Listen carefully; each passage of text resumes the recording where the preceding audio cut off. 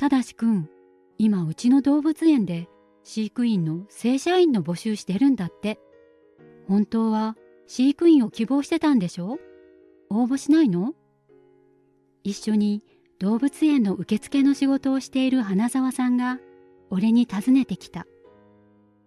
俺は大学卒業後に一般企業に就職したものの、横暴な上司に仕事を押し付けてくる先輩、サービス残業、サービス出勤で給料が低く、やりがいもない中、ノルマを達成できずに毎日怒られる生活に嫌気がさし、辞めた。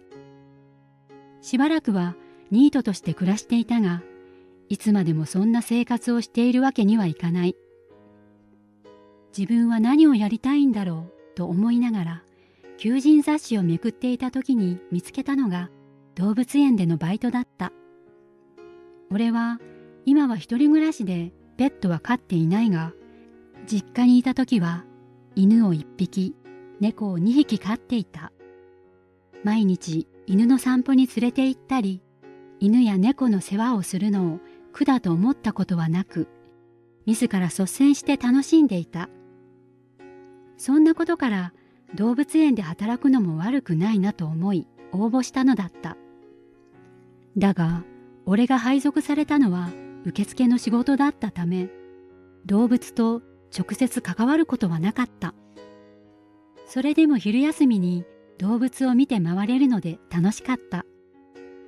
ここで働くうちに飼育員の仕事は重労働だし、動物の世話よりも事務仕事やクレーム処理の方が多く、土日は必ず出勤だし、連休は取れないし、かなり大変な仕事だということが分かった。だが、それよりも俺がここに就職するか悩んでいるのには別の理由があった。それは動物園の園長である水谷さんのことだ。俺の働く動物園は私立で、水谷園長のお父さんが設立したのを息子が現在引き継いでいる。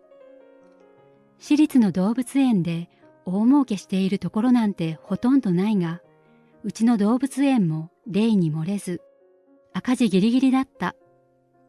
そのため水谷園長は少ない飼育員を雇い、いくつもの動物を担当して世話をさせていた。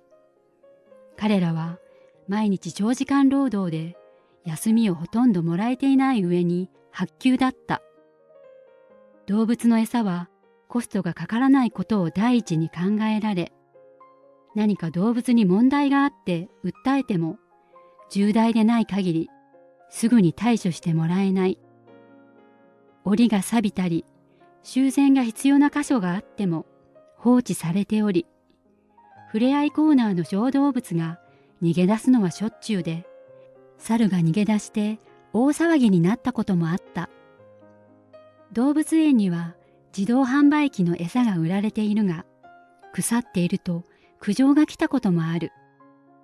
客が減る一方、なんとか利益を出そうと入園料を年々上げるため、ますます客が遠のくという悪循環に陥っていた。何より水谷園長自身に動物園、そして動物たちを愛し、来客者を楽しませようという気持ちが感じられない。正社員として動物園の飼育員になったとしても、苦労するのは目に見えていた。かといって、このまま受付のアルバイトを続けていくのかと問われれば、それもまた疑問だった。ある日、俺はいつものように受付の仕事をしていた。土日は花沢さんと2人だが、平日はお客様が少ないので1人だ。時計を見ると、もうすぐ4時だった。動物園の閉園時間は5時なのだが、入園受付は閉園の1時間前までとなる。今日も客は少なく、開店休業状態だった。そろそろ片付けをしようかと準備を始めたとき、入り口ゲートに向かって走ってくる親子の姿が見えた。父親が走り疲れた娘を抱きかかえてから再び走り出し、受付へとやってきた。ちょうど受付終了1分前だった。はあ、はあ、すみません。大人1枚、子供1枚お願いします。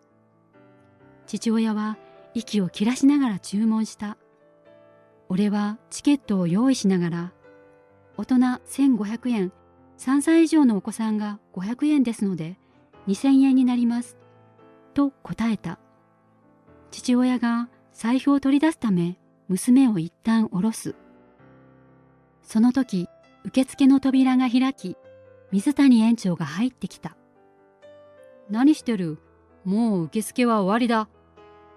俺は彼に振り返り説明した。この親子は受付終了前にいらしたんです。あとはお金を支払うだけですので。だが、水谷園長は俺の言葉を遮り言い放った。うるさい。もう閉園だ。ここは俺の動物園だ。ルールは俺が決める。園長の言葉を聞き、父親が必死に訴えた。ちょっと待ってください。今日は娘の誕生日で、仕事をなんとか早めに終えて動物園に連れてきたんです。どうかお願いです。入れてください。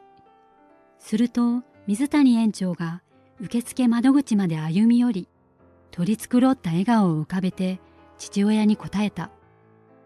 明日、動物園は9時半から開いておりますので、その時にお越しください。それだけ言うと、くるりときびすを返し、売り上げの集計と戸締まりやっておけよ。俺に指示を出すと、足早に出て行った。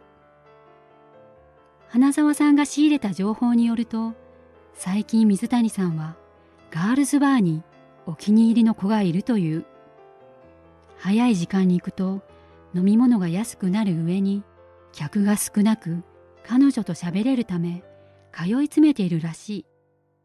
おそらく今日もそのために早く帰りたかったのだろう。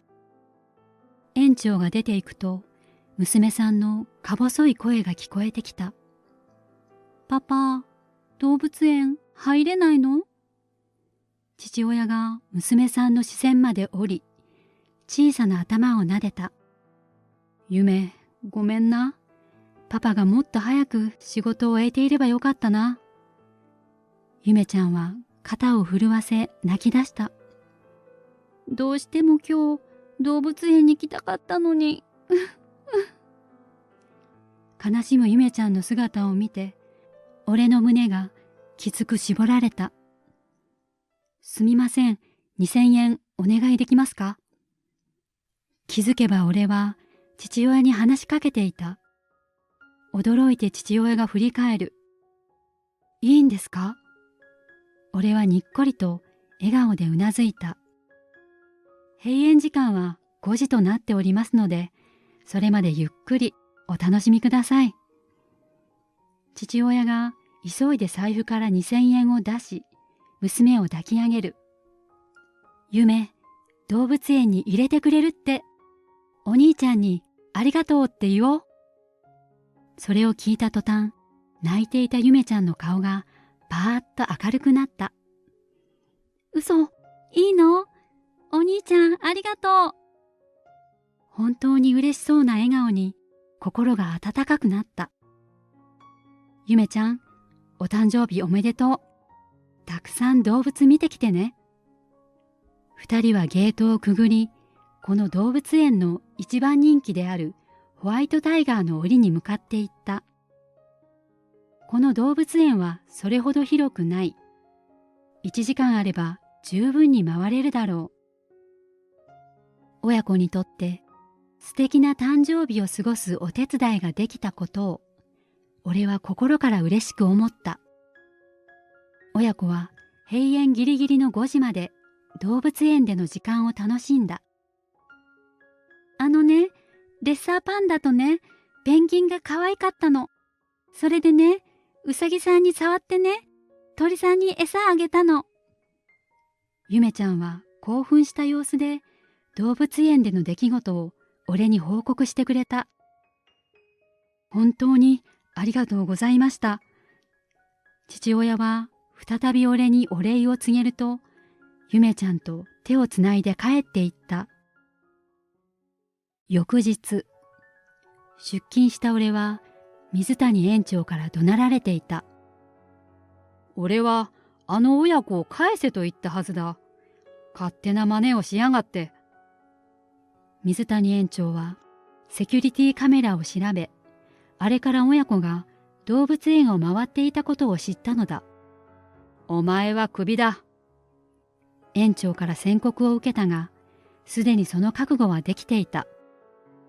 こんな来場者のことを考えられない動物園で働くなんて、こちらから願い下げだという気持ちになっていた。わかりました。今までお世話になりました。頭を下げて出ていく俺を、花沢さんが辛そうな表情で見つめている。残されていく彼女に申し訳ない気持ちになったが、どうしようもない。その時、驚くべきことが起こった。入り口ゲート付近に高級車が向かってきたかと思うと、続々と停車したのだ。まるでこれから舞踏会でも行われるような光景に目を見張った。中でもひときわ目立つ高級車の後部座席の扉を塩ビ服を着た男性が丁寧に開け、中から身なりの整ったおじいさんが優美に降りた。彼は迷いなく俺たちのいる受付へと向かって歩いてきた。すみません、元谷さんはいらっしゃいますか。窓口で呼びかけられ、俺は慌てておじいさんのもとへ向かった。先ほどの高級車を見て、もしかして俺はとんでもないミスをしでかしたのだろうかとビクビクする。するとおじいさんが俺に深く頭を下げた。昨日は私の息子と孫が大変お世話になりました。あなたのおかげで二人は動物園に入れて楽しむことができたと話してくれました。どうもありがとうございました。昨日誕生日にゆめちゃんがどうしても動物園に行きたかったのは、亡くなったお母さんとお父さんと3人で動物園に行った楽しい思い出があったからだという。そこで父親は早めに仕事を切り上げ、なんとか娘の希望を叶えようと動物園に連れて行ったのだった。この男はな、俺の命令を無視してあの親子を勝手に入れたからクビにしたんだ。もうこいつは動物園の人間じゃない。水谷園長が非難の目を俺だけでなくおじいさんにまで向けた。そんな彼が恥ずかしく、おじいさんに申し訳なかった。彼をクビにですか。おじいさんはショックを受けたようにつぶやくと、園長に名刺を差し出した。私、こういうものです。視界に入ったおじいさんの名刺には、上場企業の名前とともに、代表取締役会長と役職名が記載されていた。おじいさんが誰もが知っている有名企業の会長さんと知り、俺だけでなく、水谷園長すら驚愕した。この動物園について少し調べさせてもらったんですが、だいぶ経営が苦しいようですな。それについて少しお話をさせていただきたいのですが、いかがですかな。会長の言葉に園長が飛びついた。ぜひお願いします。会長からぜひ俺にも同席してほしいと請われ、一階のバイトである俺がいいのだろうかと思いつつ、話し合いの場に着いた。そこで園長のずさんな経営や劣悪な労働環境、動物の飼育環境が指摘された。こんな短期間によく調べたものだと俺は舌を巻いた。この動物園の実情が知られたら、ますます客足は遠のき、経営は悪化する一方でしょうな。このまま行くと大幅赤字となり、借金を背負い込むことになりますよ。会長の言葉に水谷園長の顔が青ざめた。俺は動物園の経営なんてしたくなかったんだ。どうしたらいいんだ。頭を抱える園長に会長が優しく声をかける。では、経営権を私に譲ってくださいませんか。会長の言葉に園長がにやりとほくそ笑み、動物園を高額で売却しようと持ちかけた。だが、そうは問屋が下ろさない。会長は先ほど指摘した動物園の問題点を次々挙げ、こんな赤字すれすれの動物園を引き取ろうとするのは自分ぐらいしかいないととうとうと説明した。納得いかないのでしたら、どうぞ他に買い取り手があるか探してみたらいかがですか。会長に突き放された園長は彼の足にしがみついた。二足三文でいいから買ってくれ。儲からない動物園の経営なんてこりごりだ。こうして会長はただ同然で水谷園長から動物園を買収したのだった。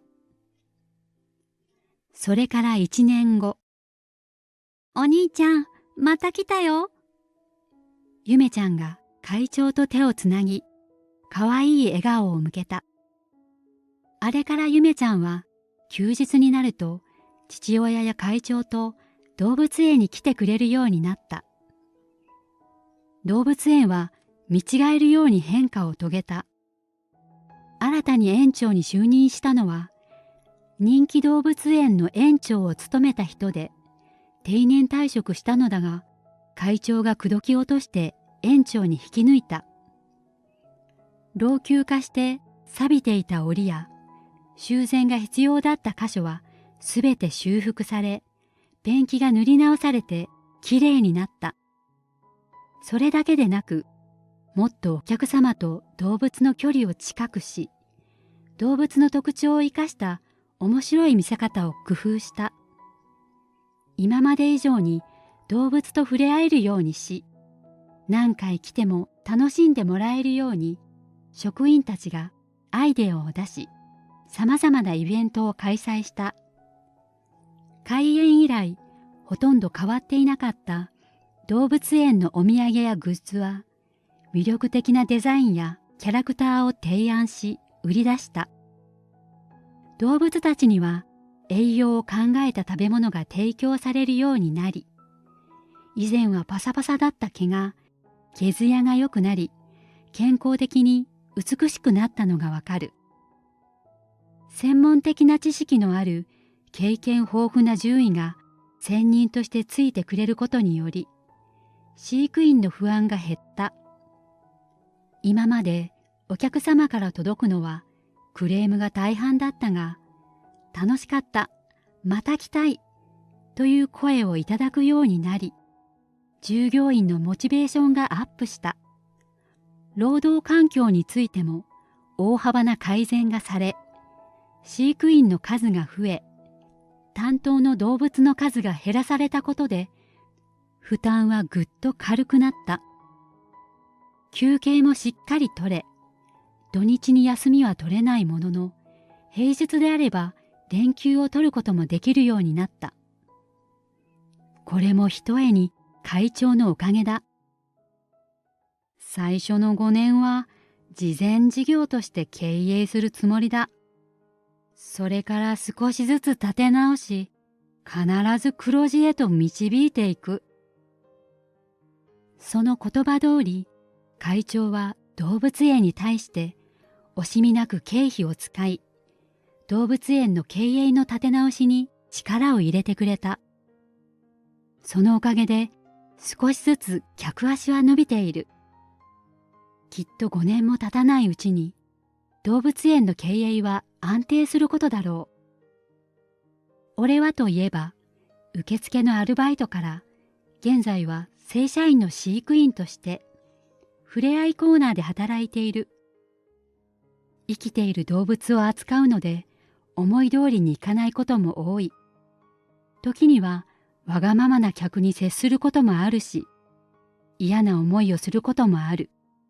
けれど動物に触れて喜んでいる子供の姿を見たり、親子の笑顔に触れると嬉しくなる。